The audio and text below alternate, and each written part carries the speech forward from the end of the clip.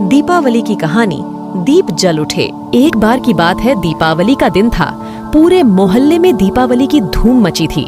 बच्चों ने नए नए कपड़े पहन रखे थे। उनके पटाखे और शोर शराबे से पूरा मोहल्ला गूंज रहा था। हर घर दीपों की रोशनी से झिलमिला रहा था। कहीं कहीं बिजली के बल्ब भी शान से टिमटिमा रहे थे। लेकिन इन सब रंगीनियों से बहुत दूर कमला काकी का मकान लगभग अंधेरे में डूबा हुआ था। उनके मकान पर भी 2 दीपक जल रहे थे, लेकिन इस जगमगाहट में वे निस्तेज से लग रहे थे। किसी को इसकी खबर हो या न हो, लेकिन नन्हे आदित्य को यह बहुत अजीब लग रहा था। वह सोच रहा था, आखिर कमला काकी दिवाली क्यों नहीं मनाती हैं? उसे अच्छी तरह से याद था कि कमला काकी ने पिछले साल भी दिए नहीं जलाए थे, और शायद उससे पिछले साल भी नहीं। आदित्य को यह अच्छा नहीं लग रहा था कि आज के दिन कोई दुखी और उदास रहे। वह अच्छी तरह समझता था कि जब कोई दुखी व उदास होता है तभी त्योहार नहीं मनाता है। लेकिन काकी को क्या दुख है, यह बात वह नहीं जानता था।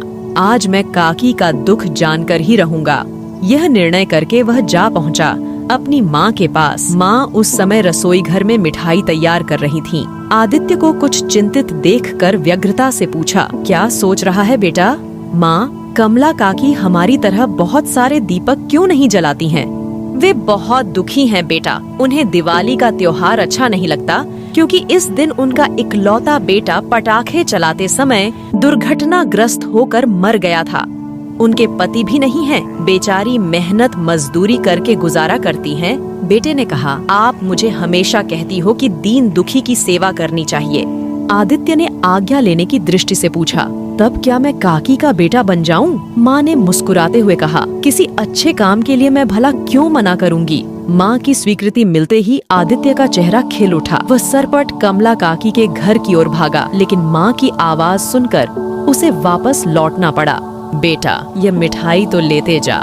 कहते हुए जब माँ ने मिठाई का डिब्बा आदित्य के हाथों में थमाया तो उसे अपनी माँ पर गर्व हुआ। मिठाई का डिब्बा लेकर वह काकी के घर की ओर दौड़ा। प्रसन्नता के मारे उसके कदम धरती पर नहीं पड़ रहे थे। आज वह किसी बेसहारा का सहारा बनने जा रहा था। शीघ्र ही वह कमला काकी के घर पहुंच गया। काकी घर के एक कोने में बैठी रो रही थी। शायद उन्हें अपना बेटा याद आ रहा था। आदित्य ने पूछा, काकी आप रो रही हो? पर काकी चुप बैठी रही, जैसे कुछ सुना ही न हो। आदित्य ने काकी को हाथ से झकझोरकर पूछा, बताइए काकी, आपको क्या दुख है?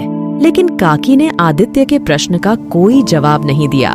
अपने आंसू पोंछते हुए उन्होंने आदित्य को बैठने के लिए कहा, पर आदित्य तो जैसे घर से दृढ़ निश्चय करके आया था। बोला, मैं जानना चाहता हूँ कि आप दीपावली के दिन बहुत सारे दीपक क्यों नहीं जलाती और आप अभी रो क्यों रही हो?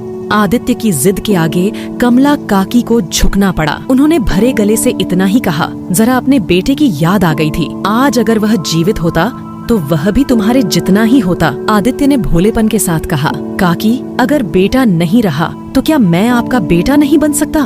मुझे अपना बेटा बना लो काकी। आज से मैं तुम्हारा बेटा हूँ। कमला काकी ने बेटा कहकर आदित्य को गले लगा लिया। आज वर्षों बाद कमला काकी के घर में दीप झिलमिला उठे थे। दोस्तों, ये कहानी आपको कैसी लगी है हमें कमेंट में बताइएगा और वीडियो को लाइक कीजिएगा। और ऐसी कहानी सुनने और देखने के लिए हमारे इस ऑल दीव टीवी को सब्सक्राइब कीजिएगा।